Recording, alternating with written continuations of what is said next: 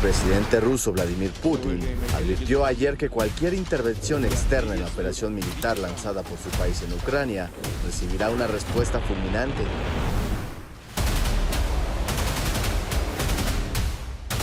Las amenazas sobre el uso de armas nucleares por parte de Vladimir Putin son cada vez más peligrosas y están llevando al mundo al borde del colapso, no solo por parte del mandatario ruso. Para que una guerra mundial ocurra se necesita a más de 2 países luchando, y lo que casi nadie se atreve a decirnos hoy de frente es que la tercera guerra mundial ha comenzado. Algunos pueden decirme que esto no es verdad, porque para que esto ocurra necesitarían pelear en el campo militar 2 o más potencias mundiales como Rusia contra Estados Unidos o Reino Unido o Alemania contra Rusia, por ejemplo. Pero esto es justo lo que está pasando en medio de nuestros ojos ahora, en una nueva era en la que las guerras mundiales no son más una guerra de trincheras. A esto se le llama guerra proxy. A este reloj que ves en pantalla se le llama el reloj del apocalipsis o del fin del mundo. Y a esto otro se le llama una amenaza nuclear real. Si alguien se propone intervenir en los acontecimientos actuales desde el exterior, debe saber que nuestra respuesta será ultra rápida. And I wonder, Mr. President, what you would say to him if he is considering using chemical or tactical nuclear weapons. Don't. It will change the face of war, unlike anything since World War II. Y todas estas piezas del rompecabezas juntas son la clave para descifrar qué está pasando en medio de esta guerra. ¿Está cubriéndose el comienzo de una guerra mundial detrás de una guerra proxy?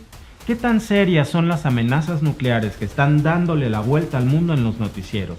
En caso de que un desastre nuclear ocurra, ¿sabías que solo existen 4 países en los que podrías estar seguros en todo el planeta y uno de ellos está precisamente en América Latina? Pues en este video vamos a hablar de todo esto.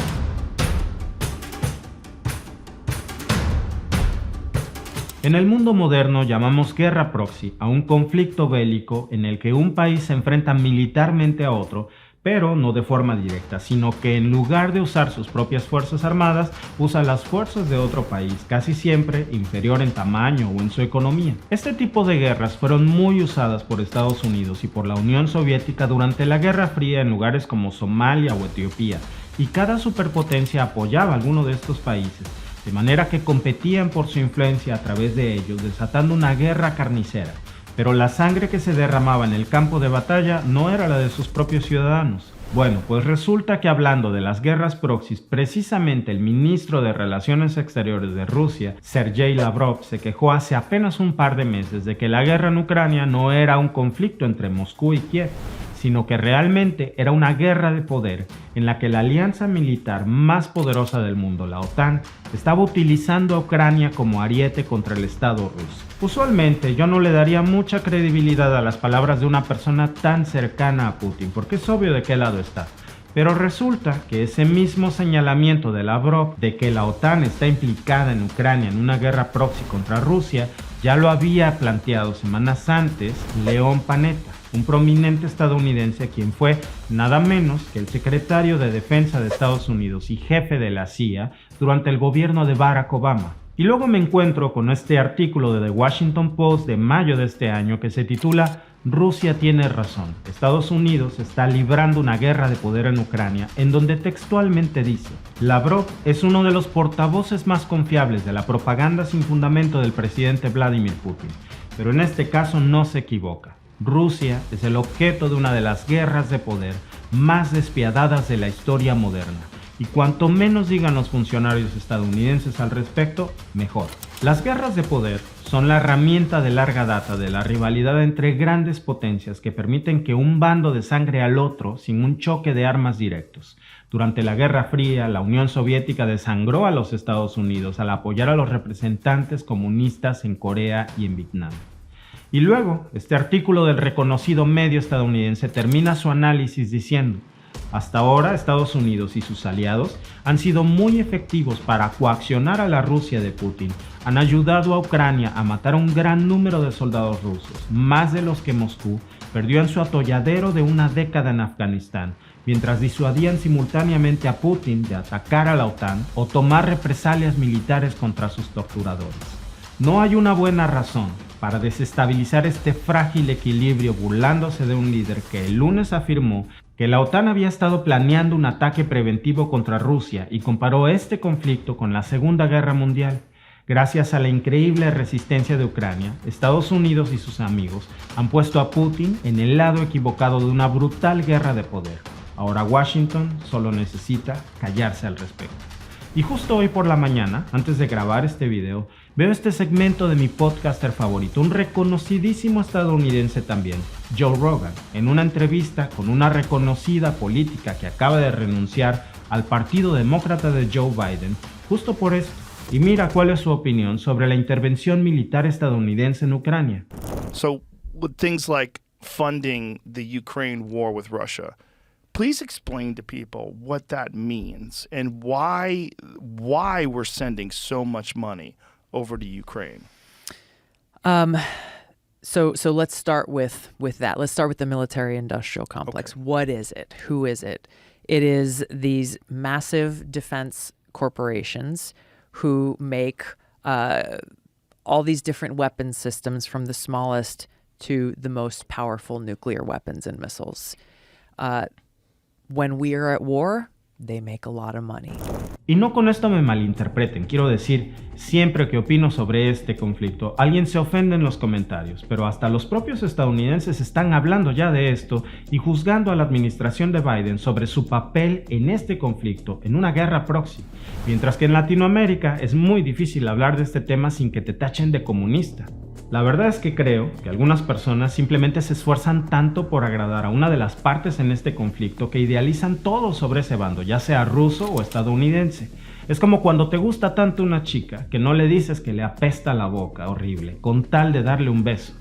Pues algo en este conflicto apesta, créeme, y en esta guerra no hay bandos buenos o malos. Hay intereses fuertes de varias potencias que están peleando ya militarmente en un campo de batalla, y esto se puede salir de control en cualquier momento. Y es que el éxito de una guerra proxy es primero encontrar a un socio local comprometido, un representante dispuesto a matar y morir, y luego cargarlo de armas hasta los dientes. Y eso es precisamente lo que Washington y sus aliados están haciendo en Ucrania. ¿Quieres saber por qué? En una situación en la que el planeta entero está por entrar en una gran recesión económica, el único país que parece tener una economía boyante, con las enormes ganancias que se obtienen de la venta de armamento militar, ¿adivina cuál es? Adivina cuál es la única economía del mundo que no se está cayendo a pedazos en este momento. ¿Adivinaste bien? Déjamelo en los comentarios.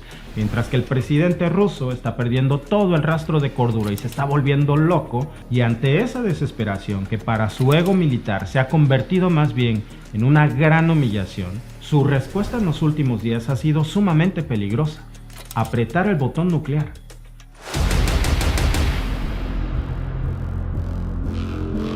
En una reciente publicación del famoso medio de comunicación Telegram, Dmitry Medvedev, un aliado clave del presidente ruso Vladimir Putin, dijo que Estados Unidos no intervendría para frenar a Rusia, incluso si el Kremlin decidiera usar un arma nuclear en Ucrania. Porque según sus exactas palabras, los demagogos al otro lado del océano y en Europa no iban a morir en un apocalipsis nuclear.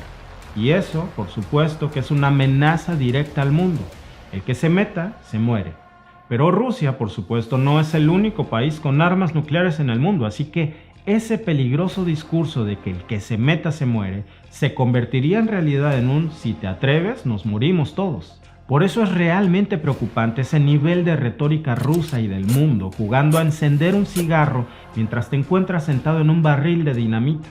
Pero más preocupante es la polaridad que se ha dado en el mundo, de muchísimas personas, incluso y sobre todo en Latinoamérica, que apoyan ese discurso, y por eso creo que es tan importante hacer este video, porque con seguridad quienes apoyan esa retórica en cualquiera de los bandos no conocen el alcance que esas palabras cobrarían, no solo en sus vidas, sino en las vidas de todos los que nos rodean. Y es que antes, si para iniciar una guerra mundial se necesitaba solo una bala en la dirección adecuada, para iniciar con el fin del mundo solo se necesita detonar una bomba nuclear, una de las miles que existen por todo el mundo. Y lamentablemente diversos expertos militares han advertido que Putin podría detonar un arma nuclear en cualquier momento. Российской политики Запад перешел всякую грань. Мы постоянно слышим угрозы в адрес нашей страны, нашего народа. Пошел и ядерный шантаж. Кто позволяет себе такие заявления в отношении России? Хочу напомнить, что наша страна также располагает различными средствами поражения. Incluso ya le puso días. Y para saber qué tan reales son estas amenazas de Vladimir Putin y si acaso Rusia se atrevería a lanzar un ataque nuclear contra Estados Unidos, échale un ojo a este comercial que lanzaron las autoridades de Nueva York hace unos meses.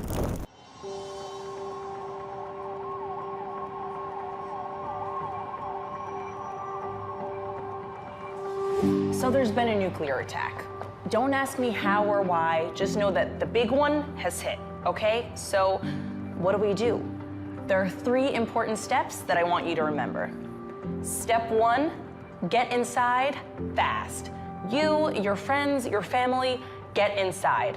And no, staying in the car is not an option. You need to get into a building and move away from the windows. Este que acabas de ver es apenas un fragmento de un comercial que fue lanzado también en Ready.gov, un sitio web oficial del gobierno de Estados Unidos que aconseja que las personas entren en el edificio más cercano para evitar la radiación, de preferencia en edificios de ladrillos o de hormigón, y que una vez adentro debes ir al sótano o al centro del edificio y quitarte la ropa contaminada y limpiarte o lavarte la piel sin protección si estuvo afuera después de que llegó la lluvia radioactiva, como si se tratara del virus del cólera o del COVID. Pero la verdad es que estos comerciales solo generan una sensación falsa de seguridad que nadie tendría en caso de un ataque nuclear. Y yo sé que probablemente las personas que sienten admiración por Putin en Latinoamérica, que no son pocas, podrían estarse alegrando con estas palabras del mandatario, como si se tratara de un partido de fútbol. Pero créeme, prorruso, Latinoamérica y ataque nuclear no son una buena combinación de palabras para tu vida. Estados Unidos, Latinoamérica, no hay bando en la geofísica, pero hay otro indicador que es aún más escalofriante. Este es el llamado reloj del juicio final, o reloj del apocalipsis, y es un instrumento científico que fue creado en 1947, después de la Segunda Guerra Mundial, que mide la amenaza nuclear real, actual, contra la extinción de todo el planeta, y su última medición es esta. Según el último boletín de los científicos atómicos, o VAS por sus siglas en inglés, el reloj del fin del mundo, a causa de un conflicto nuclear, indica que estamos a solo 100 segundos de la medianoche, o el umbral del juicio final. 100 segundos. Claro, este es un reloj científico y estos segundos se miden en una forma diferente. De hecho, esta es la vez que el reloj del fin del mundo ha estado más cerca de la hora cero, incluso más cerca que durante la crisis de los misiles en Cuba en 1962, cuando se mantuvo a 7 minutos de la hora cero. Si quieres saber, por cierto, un poco más acerca de cómo funciona este sistema de medición y cómo se miden en la vida real esos 100 segundos, en la descripción de este video te voy a dejar más información al respecto.